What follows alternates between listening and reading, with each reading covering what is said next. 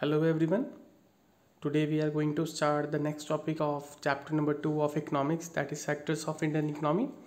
In this video we learn about what is GDP, gross domestic product. So the first is the value of final goods and services produced in the each sector during a particular year provides the total production of sector for that year. जो final goods और services जो हर sector बनाता है उसका एक aggregate form that is your GDP and the sum of production in 3 sectors gives GDP of the country. अगर हम इन सबको प्लस कर दें प्राइमरी सेकेंडरी एंड टर्शरी को तो क्या शो करता है आपका जीडीपी। तो it is a value of final goods. Final goods के बारे में आपको पता है, final goods are those goods which are used for consumption और for investment. The value of all final goods and services produced within the country during a particular year. एक साल में कितना हम प्रोड्यूस करते हैं उस सब का सम टोटल, फाइनल गुड्स का टोटल, वो क्या है आपका जीडीपी है। It shows how big the economy is, ये शो करता है कि हमारी इकोनॉमी कितनी बड़ी है। अब हम 2-3 ग्राफ के अकॉर्डिंग समझेंगे कि primary secondary and tertiary sector का क्या रोल है।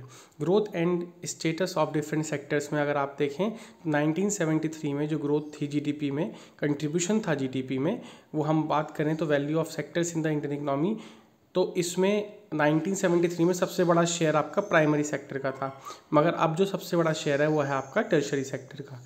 ठीक है, तो आप ये कह सकते हैं कि ईव ऑफ इंडिपेंडेंस पे जो शेयर था जीडीपी में वो एग्रीकल्चर का था, मगर अब जो जीडीपी में शेयर है वो टर्शरी सेक्टर, सर्विस सेक्टर का है।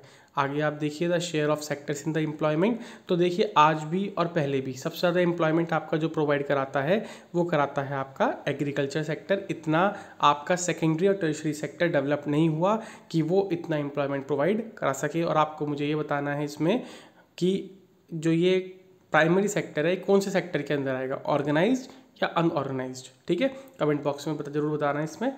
नेक्स्ट आपका आता है the share of sectors in the GDP. देखिए जीडीपी में क्या शेयर है इनका, ये चीज़ तो अभी देखिए ये चीज़ तो रिपीट हो गई इसमें।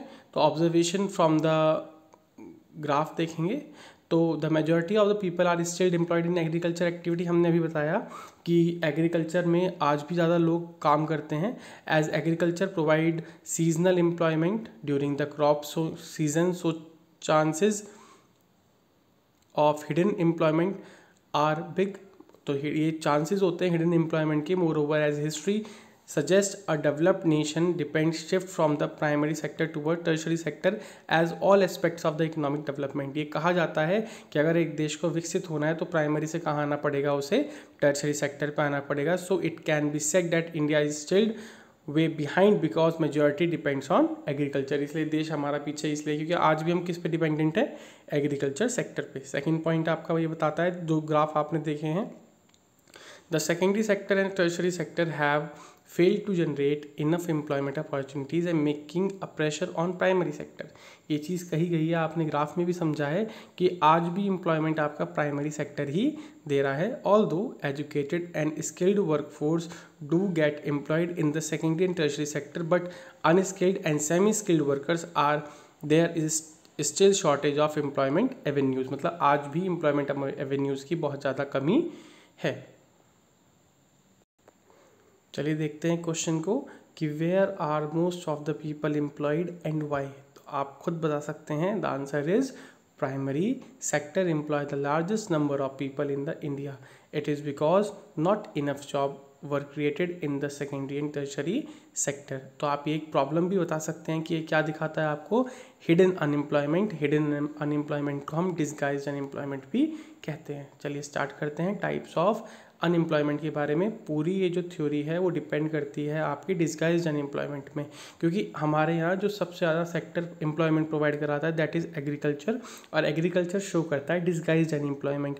डिस्गाइज्ड अनएम्प्लॉयमेंट क्या होता है कि ज़रूरत होती है 2 की, कर काम रहे होते हैं 5, तो इसलिए हम कहते हैं, और काम बहुत स्मॉल पार्ट्स में बट जाता है। तो टाइप्स ऑफ अनएम्प्लॉयमेंट में करते हैं कि each one is doing some work but no one is fully employed. हर कोई काम कर रहा है मगर पूरी तरीके से उसे काम नहीं मिल पा रहा या जिससे वो अपना काम अच्छी तरीके से चला सके, लाइवलीहुड चला सके।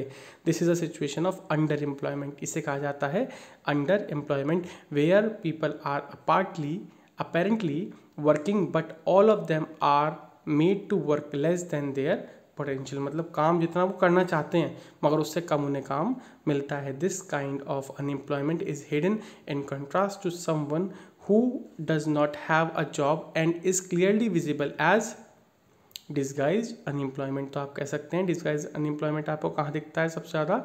एग्रीकल्चर सेक्टर में। तो we see people of the service sector on the street pushing a cart or selling something where they are spending the whole day but earn very little। हम देख सकते हैं कि लोग सर्विस सेक्टर में जैसे कोई भी काम कर रहे हैं मगर वो पूरा दिन अपना लगा रहे हैं मगर उतना कमा नहीं पा रहे। They are doing the work because they do not have better opportunities. वो काम तो कर रहे हैं मगर उन्हें उतनी अर्निंग नहीं हो रही। There are lack of farmers in India even if we remove a lot of people from agriculture sector, provide them with the proper work elsewhere, agriculture provide production will not suffer. कहने का मतलब ये है कि अगर हम farmers के लिए भी कुछ सोचें तो उसमें भी डिस्गाइज्ड अनएम्प्लॉयमेंट आएगा ही। वैसे आप सिर्फ समझिए कि डिस्गाइज्ड अनएम्प्लॉयमेंट वो सिचुएशन होती है जिसमें काम मतलब हिडन अनएम्प्लॉयमेंट है, ज़रूरत 2 की है और काम कितने कर रहे हैं आपके 5। तो उसके लिए एक स्कीम जो पहले भी आपको डिस्कस करी गई थी वो है नरेगा, 2005 में आई थी। सेंट्रल गवर्नमेंट करती है, 100 डेज एम्प्लॉयमेंट ये आपको प्रोवाइड कराती है। ठीक है।